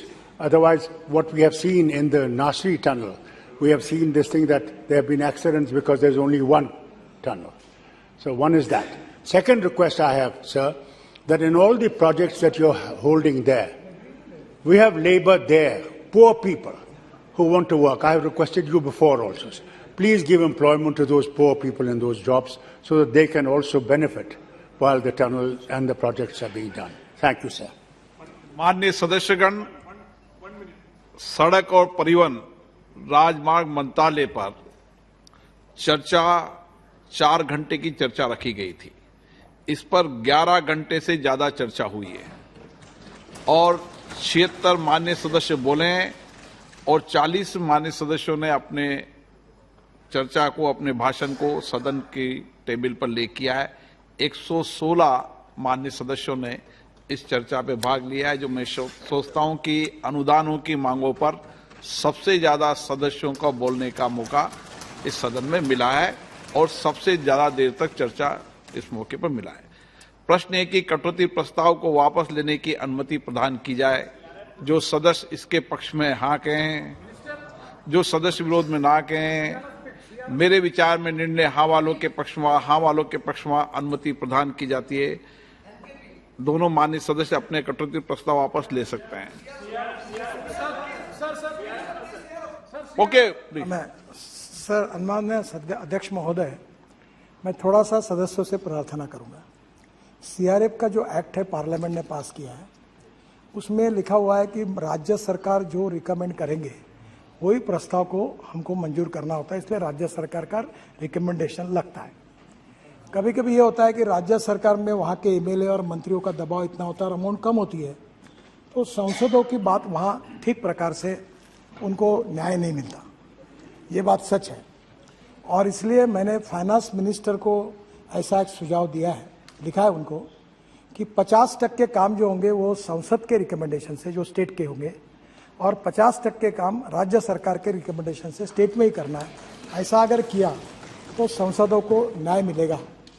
पर सीआरईएफ के बारे में जो गाइडलाइंस है वो फाइनेंस मिनिस्ट्री की है और आप लोगों ने जो बिल पास किया उसमें यह टेक्निकल अड़चन है। तो एक बार आप इसका विशेष चर्चा उपस्थित करके वित्त मंत्री जी से मैंने ऑलरेडी रिकमेंड किया है और ये आपकी बात सच है कि जैसे अभी केरल में कोई प्रस्ताव तो अनेक बार लोग आते हैं, तो जब एक पार्टी का सरकार रहता तो उनके एमपीज को वो नहीं भेजते, फिर इनके होगा तो वो नहीं भेजते। तो मैंने ये बात को निश्चित रूप से ये जुनाइन लेजिटिमेट है पर मेरे हाथ में नहीं है। इसके बारे में वित्त मंत्री जी के द्वारा अगर वो गाइडलाइन आती है तो आप कर सकते हैं। मुझे लगता है आप एक बार वित्त मंत्री से रखिए। मेरे तरफ से मैंने आपकी बात को रिकमेंड कर दिया, निश्चित रूप से मैं इसको मदद करूंगा। और ये जो 1600 करोड़ का कार्यक्रम बना रहा हूँ सेतु भारतम में, उसमें आपके फ्लाईओवर्स, आरओबी और आरओबी जो भी होंगे, आप मुझे लिस्ट दीजिए, मैं राज्य सरकार को बोलूंगा ये मान्य करो। तो अनेक बार मैं ऐसा करता हूँ कि सांसदों के काम नहीं आएंगे तो मैं आपको मान्य नहीं करूंगा और मैं उसमें से डाल देता हूँ। हाँ, यस, हाँ जी, जहाँ रेलवे फाटक बंद होगा वो सब करेंगे, दोनों भी, जैसे परिस्थिति की आवश्यकता होगी वैसा करेंगे। आप